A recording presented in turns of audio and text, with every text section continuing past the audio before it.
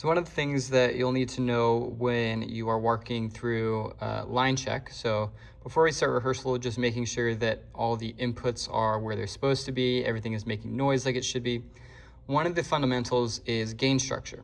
And so what that means is making sure that the level coming in from the instrument, from the vocal, whatever it may be, is at an appropriate level to allow you to either amplify or pull back the sound that is being output to the speakers. And so I'm going to speak into this microphone. You can see channel 22 front of house talkback. You can see that the level on the meters right here is at -60. Now that's going to be really hard to make sound good because we're really stretching the little bit of input that we're getting to go a long way. And so we want to boost that up to about -18 to -12. And so we're going to use this gain knob here to boost that up. So I'm going to start turning and we're going to start checking and see where we land. Hey, check 1, 2. Hey, check 1, 2.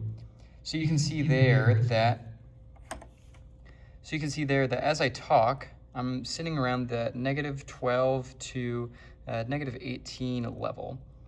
And what you don't want to do is, of course, there is enough headroom that we can hear the vocal clearly, and there is enough level that we can boost it without straining and creating a bunch of noise.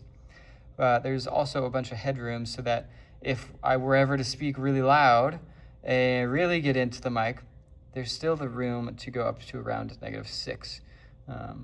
And so I'm not clipping. Now, if I were to start clipping, it would be very apparent and it sounds very bad.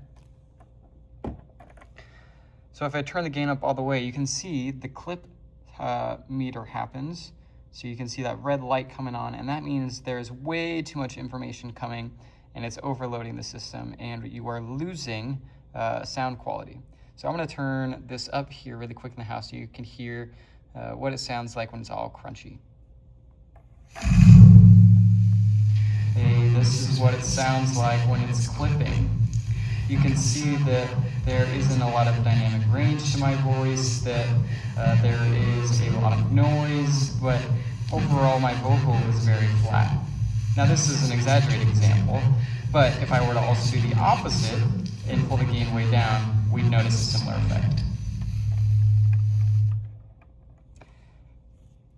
I'm going to push this all the way up, and now I'm going to talk into it. And even then you can see that I am barely getting any sound out of the speakers. So we want to make sure that this sits around -12 to -18. And so that when I talk into it, you can see that I'm